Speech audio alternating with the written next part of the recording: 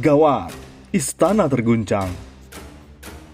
Buktinya terpampang di depan mata. Ada puluhan TNI berseragam, lengkap, datangi markas FPI di Petamburan. Mau apa? Polisi, bidik Habib Rizik Syihab jadi tersangka. Polisi ambil CCTV di sekitar acara Habib Rizik. Polisi kepoin pembicaraan Anies dan Habib Rizik Syihab. Sebenarnya, apa yang ditakuti? Tak sampai di situ, di ILC, istana tolak ajakan Habib Rizik untuk berdialog. Katanya, bukan level Jokowi. Istana terguncang. Gempa politik lebih dari magnitudo 6,5 skala Richter. Berpotensi tsunami politik. Sibuk menyelamatkan diri dari amukan politik akibat salah urus dan salah kelola. Polisi, bidik Habib Rizik Syihab jadi tersangka. Penyidik Polri mengambil sampel barang bukti rekaman CCTV yang berada di sekitar lokasi rumah Habib Rizik Syihab saat mengadakan acara akad pernikahan putrinya dan Maulid Nabi di Petamburan, Jakarta Pusat pada Sabtu 14 November lalu. Penyidik mengumpulkan alat bukti digital bersama Puslap 4 Mabes Polri, di antaranya mengambil rekaman CCTV pada hari Sabtu 14 November 2020 di beberapa titik di sekitar TKP Kata Awi di Bareskrim Polri, Jakarta Kamis 19 November. Ia mengatakan pengambilan rekaman CCTV di sejumlah titik di dekat rumah Habib Rizik Syihab bertujuan sebagai barang bukti dan kelengkapan berita acara pemeriksaan atau BAP. Selanjutnya, kepolisian kepoin pembicaraan Anies dan Habib Rizik Syihab. Apa sih yang ditakuti? Anggota DPR RI Fadlizon menilai upaya kepolisian menyelidiki pembicaraan Gubernur DKI Jakarta Anies Rashid Baswedan dan Rizik Syihab di Petamburan, Jakarta Pusat merupakan bentuk pelanggaran. Hal itu disampaikan oleh Fadlizon. Dalam cuitannya, Fadlizon mengutip pemberitaan sebuah media berjudul Polri selidiki pembicaraan Anies Rizik Syihab Selasa malam di Petamburan.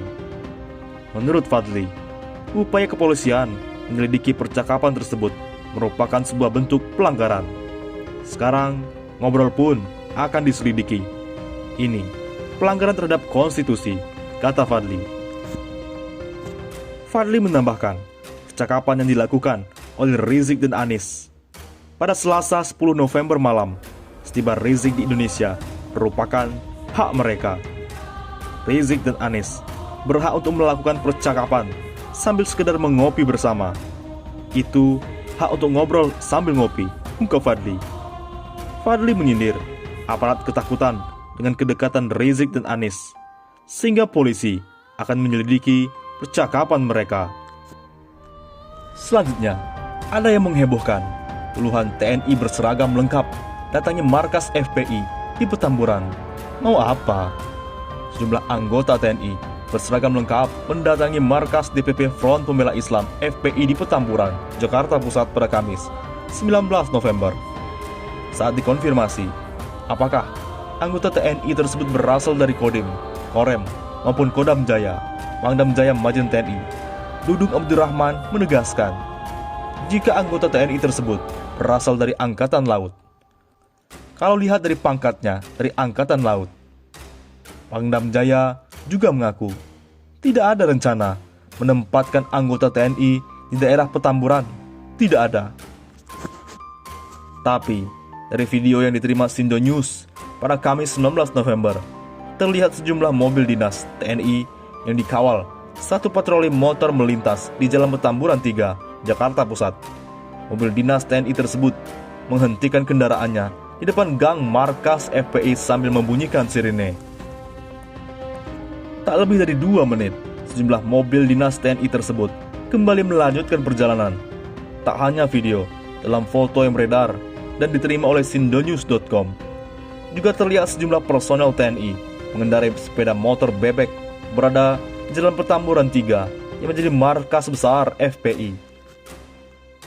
Hingga berita ini diturunkan, belum diketahui maksud dan tujuan sejumlah mobil dinas TNI dan personel TNI berada di depan markas FPI tersebut. Selanjutnya, Istana tolak ajak Habib Rizik untuk berdialog. Katanya, bukan level Jokowi. Istana Kepresidenan menolak ajakan Habib Rizik Syihab untuk berdialog. Hal itu dikatakan tenaga ahli utama kantor staf Presiden Doni Gahral Adian. Hanya saja, Istana Kepresidenan tidak pernah menghambat Habib Rizik dialog dengan Jokowi. Pertama, tidak ada yang menghambat Presiden berdialog dengan Rizik, ujar Doni. Pernyataan Doni merespon Sekjen Habib Rizik Syihab Center, Haikal Hasan, yang menyebut ada pihak yang menghambat rencana dialog Rizik dengan Jokowi sejak 2017 silam.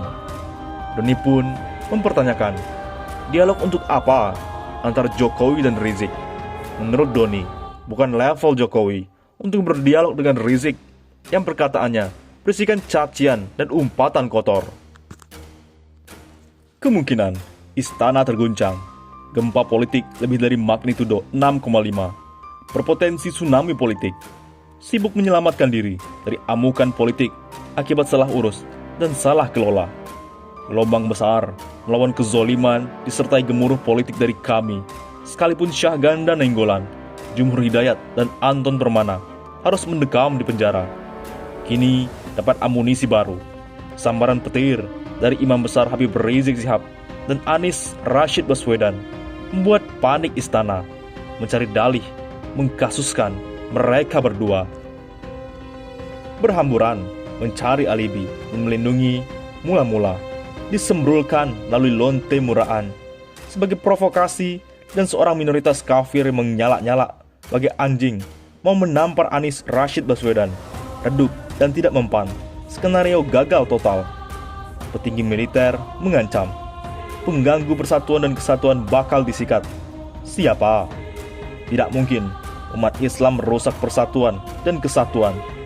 Logikanya sederhana, 90% saham NKRI dimiliki umat Islam.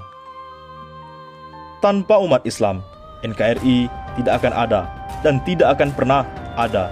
Catat dan camkan itu baik-baik. Yang merusak persatuan dan kesatuan adalah para pengkhianat NKRI yang telah menjual dan menggadaikan NKRI pada asing, aseng, dan asong.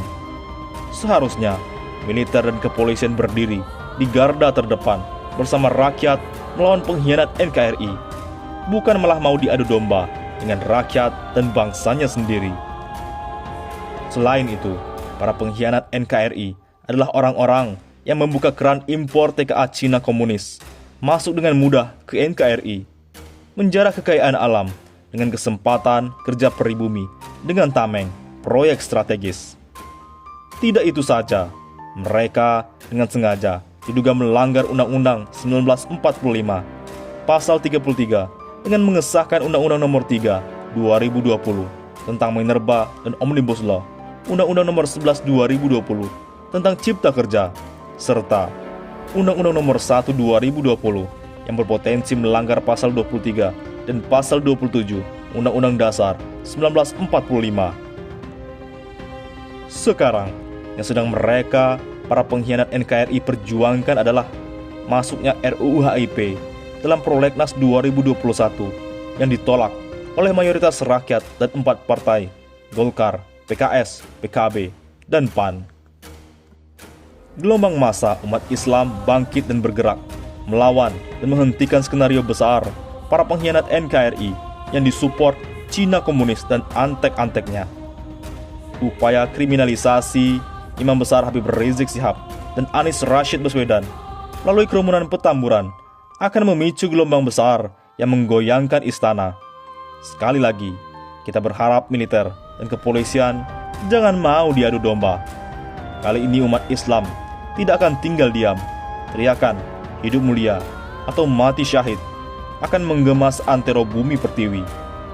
Bagaimana menurut pendapat Anda?